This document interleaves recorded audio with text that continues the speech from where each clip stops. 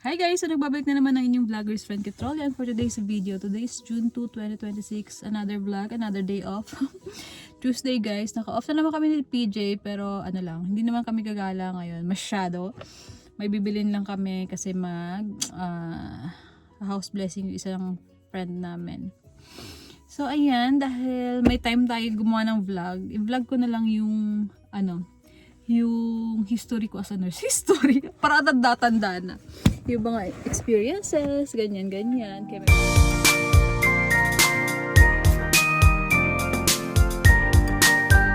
Graduate ako ng 2009.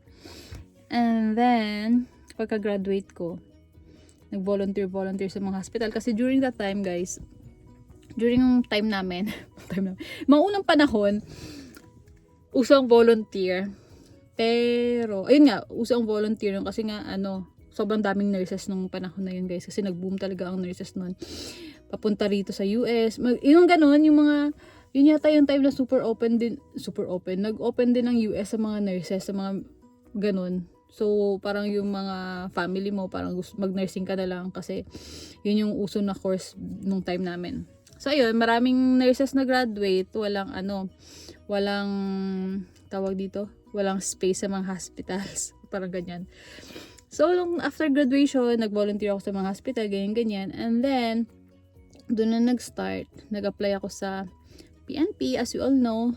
So, 2010, ayun, nag-apply tayo sa PNP. Kasi, ang ano ko lang nun talaga, akala ko mag-volunteer lang din ako doon. Kasi parang,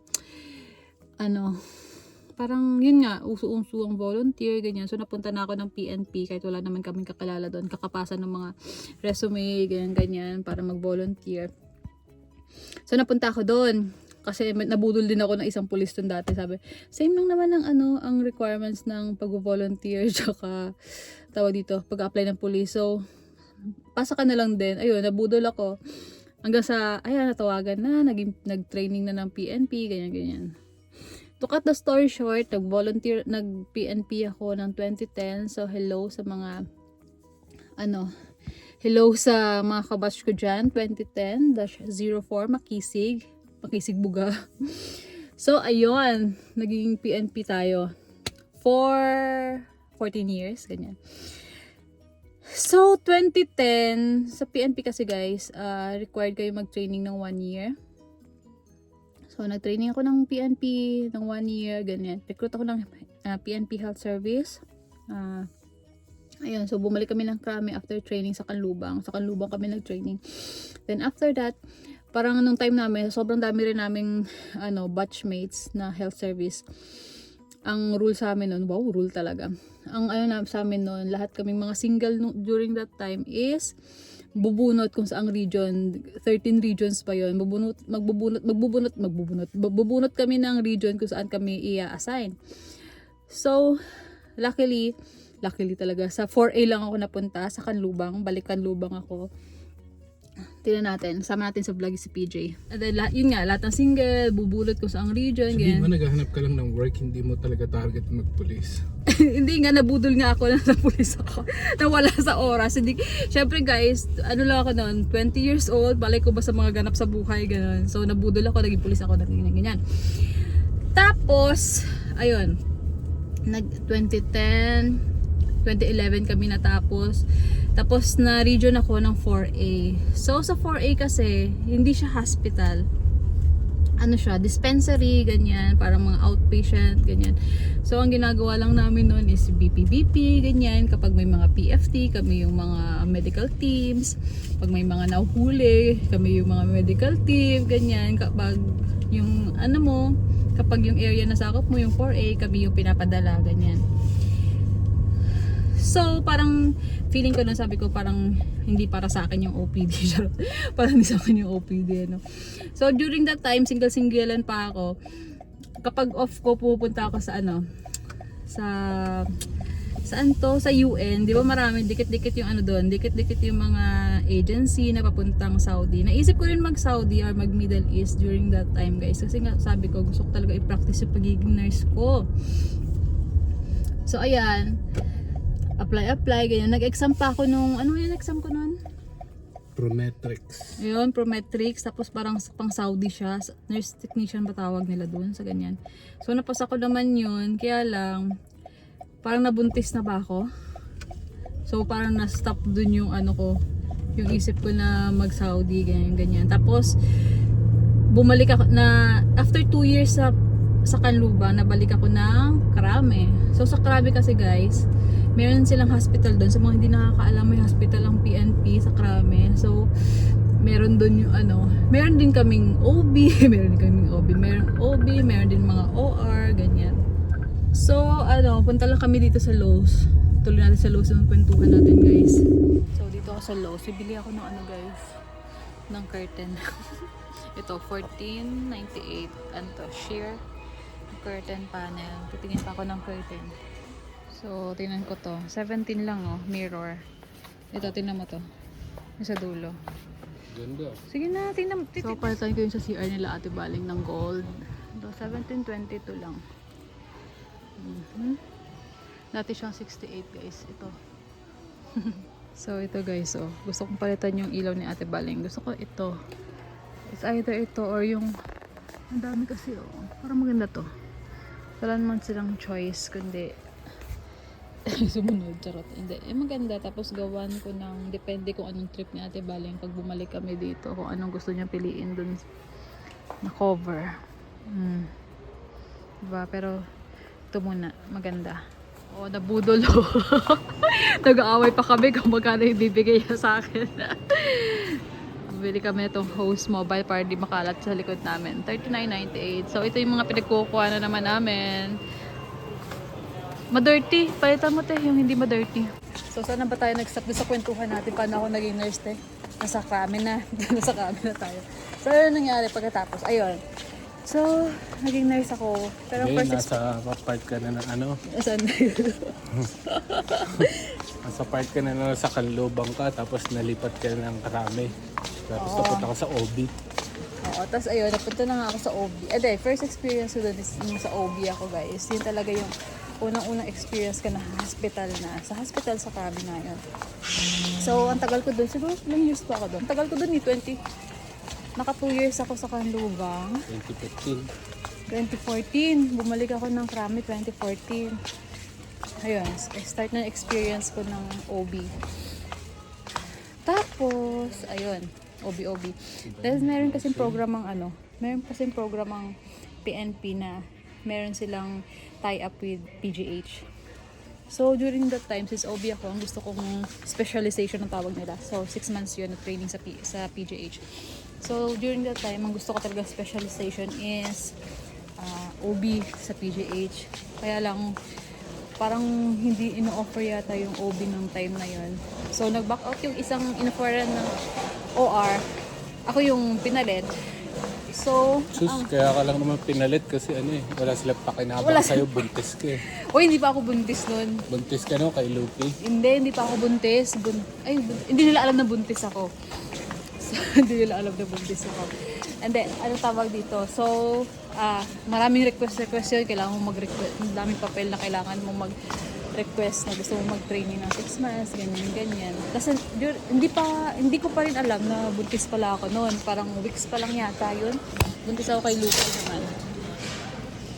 So, hindi ko yun pinaalam kasi nga, bawal mag-training sa PGH ng buntis. Hindi naman bawal. Kaya lang, syempre, rigid ang 6 months. Tagal naman magdala. Yung sa PGH, buntis ako for 6 months, ganyan. So, 2029 yun? 2018 o 2029? Ano ba? 2018 or 2019? Parang ganyan. 2018 or 2019 ba? 2019 yata. And then, so, ayun, pagbalik ko ng Krame, hindi na ako OB, napunta na ako ng OR dahil dun sa specialization ko nga sa OR. So, ayun, from after ng COVID or during COVID, bumalik ako ng Krame 2020 after nung training sa PGH. And then, from there, nag-OR na ako. So, ang ano naman guys sa Krame guys, meron din kaming OR, may OB, may ortho, ganyan. Marami rin, ano rin yun, kompleto rin kami kasi ang sinaservice naman namin doon is PNP, yung mga dependents nila, tsaka yung mga authorized civilians, ganyan. So, ayun, yun yung history ko. History talaga nung unang panahon. Yun yung ano ko, yung experience ko as a nurse. Tapos pagdating dito, ayun, nung pagdating dito, pinashadow ako kasi nga experience ko is ano, 'di ba? Experience ko is OB tsaka OR. May mga ano din, minsan na napupunta rin ako sa mga floor, ganyan. I mean, ICU, mga med-surg, ganyan. So, ang pinashadow sa akin dito sa hospital na pinagpasukan ko dito sa OR is OB tsaka yung OR. So, pinashadow nila ako sa L&D. Ibang experience ng, iba yung practice sa Philippines sa L&D dito guys. As in talagang 1:1 dito. Ewan ko, yung pinashadow ko kasi nung nakaraan, nung sa L&D dito is 1-on-1 sila. Or 1:2 ganyan. Sobrang from labor to delivery talaga. Grabe yun. So feeling ko hindi para sa akin yun. And then, pinashadow ko ng OR. Isa lang yung OR na pinashadow sa akin, which is yung neuro nga. Or yung neuro. So, ayan, na ano naman ako, na-match naman ako sa neuro. Kaya, until now, sa OR neuro ako napunta. So, yun ang history ng pagiging nurse ko dito. And so far naman, nag-enjoy ako. Yun, wala akong experience sa neuro.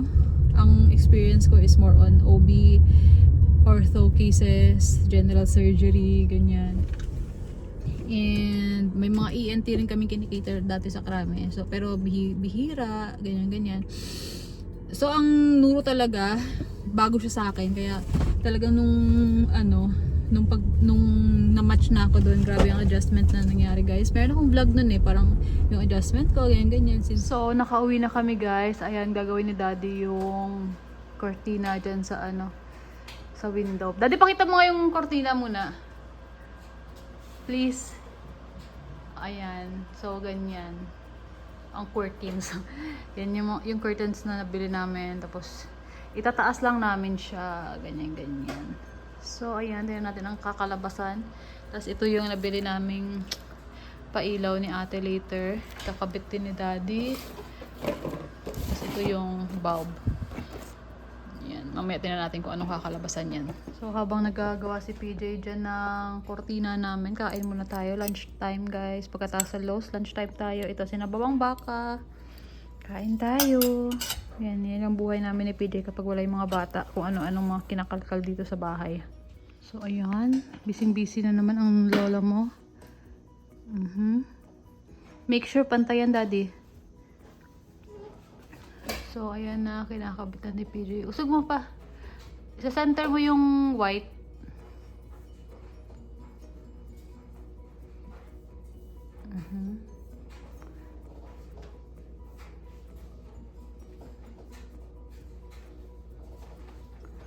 Ayusin mo kaya yung yung puting curtain. Parang nakaangat. Bakit ganyan? Alin? Yun o. Nakaangat yung white. So, ayan na, napalitan na ni PJ. Napagod ka ba? Napalitan na niya. So, next namin is yung pailaw ni Ate Baleng.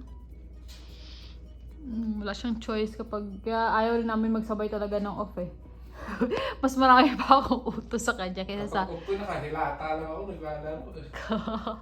Next activity ni PJ. Ayusin yung... Ano tawag dyan?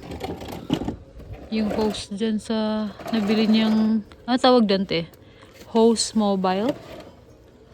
Sige, bago pala yung pailaw ni Ate Baleng, ayusin daw muna niya yan.